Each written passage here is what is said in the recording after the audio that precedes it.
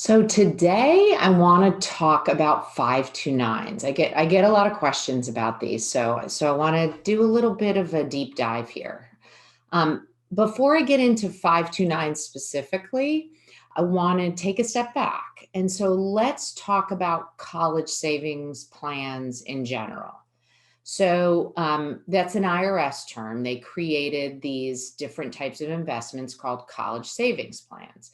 So there's two different types in under that umbrella, if you will. So there's prepaid tuition plans. So some states have these. These are a state by state investment option. And basically, if you live in Nebraska and Nebraska has a prepaid tuition plan, then you can participate in that as an investor. And what you're doing is you're buying units at the current price of tuition and fees in that state. And then as your child gets older and older, if tuition goes up and up, then the value of those units goes up. So that's kind of the concept behind them. And that's considered a type of college savings plan. So you have to see in your state if that exists. And if it does, then you can look into it and see if that makes sense to participate in that. The other type of plan, which I mentioned at the beginning, is called a 529. That's also a college savings plan. It's different in that you are investing money in the stock market. It's similar in that most states have a 529 offering, okay? Um, you don't have to invest in the state that you live in. So, for example, if you live in the state of New York, you can still do some research and say, you know what, I want to invest in the Alaska plan for my kids. You don't have to live in Alaska to invest in the Alaska plan. So just keep that in mind. And there's different ways to invest in 529s. Some people open up their own 529s and they do it on their own. There's also what's called advisor 529. So the only way that you can participate in that 529 is through a financial advisor. And so that financial advisor does an application with you and you invest your money. And then that advisor is helping you actually choose how you're investing in that 529. And that's why you have the financial advisor. I would say a lot of people go the other route and they go into 529s that they call retail. Basically, you're purchasing it as a parent or a guardian, and then you're looking at that state and seeing what sort of investment options they give you, and then you're choosing how that money gets invested. So those are the two types of plans. So let's focus on 529s. So let's talk about the positives of 529s, and then let's talk about what maybe is neutral or what is a little bit of a restriction and maybe a negative. Okay.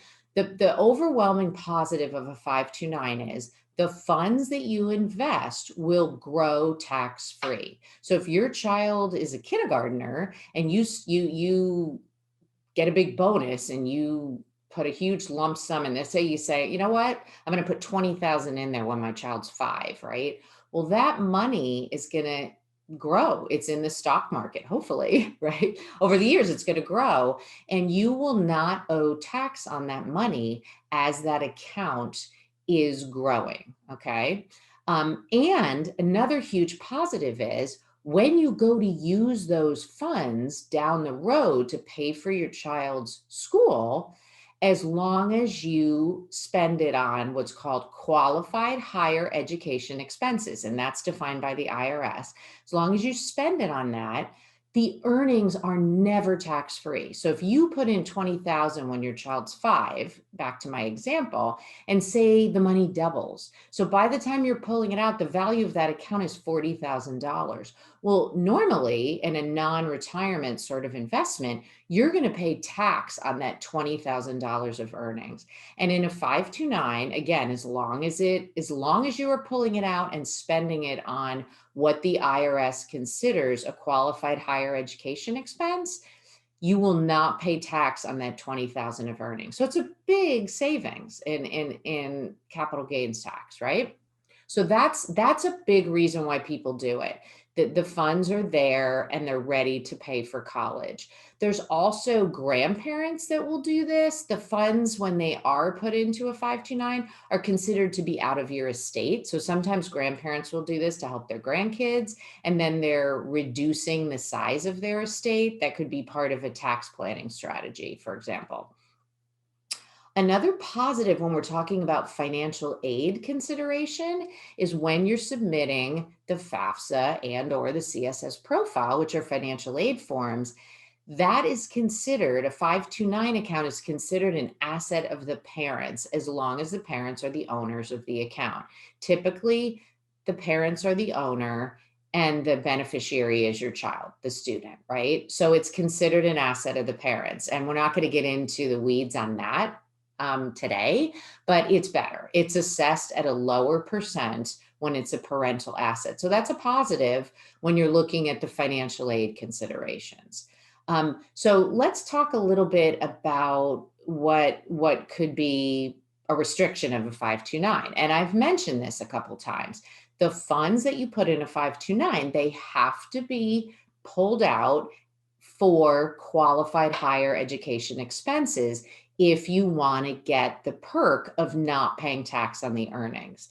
Now, say you make a mistake and you pull money out and it's not for that. What will happen is you'll pay tax on the earnings and you'll pay a 10% penalty on the earnings. That's the current law right now, and the IRS can change that, or Congress, but that's the current way it works. And so you want to keep in mind that you want to know what the definition of qualified higher education expenses is, so that you're not pulling things out that don't fit the bill. For example, plane tickets would be very logical to think, hey, flying my child to and from college, that's an education expense. They've got to get there, right? Well, that currently is not an IRS qualified higher education expense. So just realize that you dial in. It's typically it's tuition and fees, room and board, books, anything that the college requires. A few years ago, they threw computers in as a qualified higher education expense. So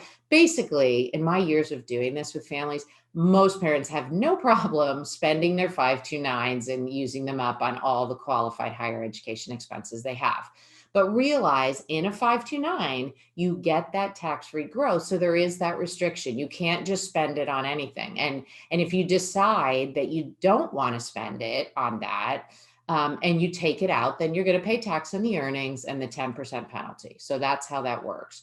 From a financial aid standpoint, it's pretty neutral. I've already mentioned that it's considered a parental asset. So if you have money in a 529 for your child, or you have money earmarked in a brokerage account at Schwab or wherever, when it comes to filling out financial aid forms, those funds are fall into the same bucket. They're considered non-retirement assets, and they both get disclosed on the financial aid form in the same place, and they're assessed in the same way. So that's kind of a neutral, okay? People like 529s because they've got it earmarked for their kids.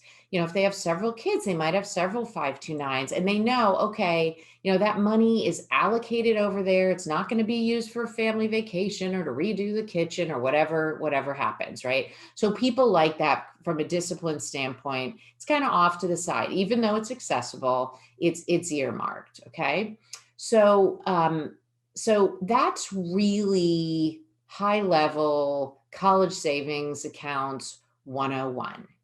And as always, enjoy the journey.